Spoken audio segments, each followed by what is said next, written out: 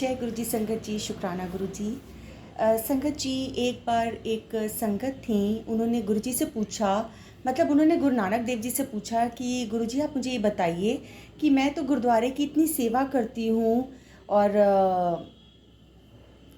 रोज़ गुरुद्वारे आती हूँ, फिर भी मुझे इतना दुख क्यों मिलता है। तो ये क्वेश्चन उन्होंने गुरु नानक देव जी से कहा।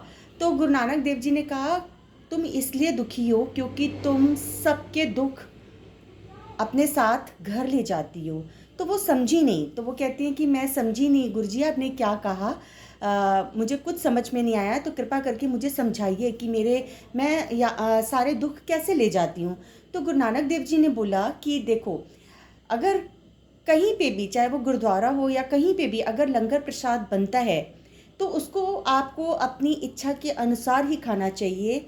एक रोटी खानी चाहिए, मतलब एक रोटी प्रसाद खानी चाहिए, या अपनी इच्छा के अनुसार जितना थोड़ा बहुत आप खा सको उतना, मतलब, और तुम जो हो वो थैलियाँ भर भर के घर ले जाती हो। लंगर प्रसाद का मतलब क्या है कि दूसरों के कष्टों का निवारण, दूसरों के दुखों का अंत करना। लंगर प्रसाद खा के हम सबके दुखों का अंत होता है, तो वो हमें थोड़ा ही खाना चाहिए। और तुम दूसरों के दुख ख़त्म करने के बजाय उनके दुख जो है अपने साथ ही ले जाती हो।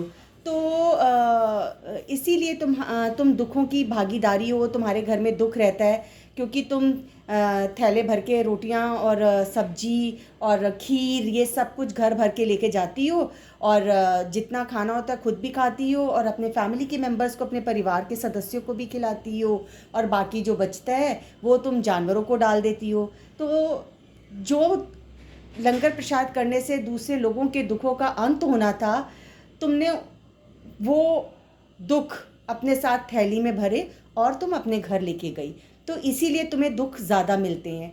तो गुरु की जो कृपा होती है ना, या गुरु के जो लंगर प्रसाद की कृपा होती है, वो एक कण में भी होती है। अगर हम इतना सा भी खा लेते हैं ना, इतना सा भी खा लेते हैं, उसमें भी हमें ब्लेसिंग्स मिलती हैं। इसीलिए कहते हैं कि गुरुजी के हम सत्संग में जाएं और कुछ भी हमें मिले वहाँ पे, हम एक एक कण को खा लें, मतलब जल प्रसाद की भी एक एक बूंद हम ले लें, चाय प्रसाद की भी हम एक एक बूंद ले लें, बिल्कुल भी ना छोड़ें, क्योंकि हमें नहीं पता कि किस एक बूंद में या कण में कौन सी ब्लेसिंग्स छुपी हुई हैं। तो उसके बाद वो जो संगत थी, वो उन्होंने अपनी गलती का एहसास किया और उन्होंने बोला कि गुरुजी मुझे माफ़ कर दो, मुझसे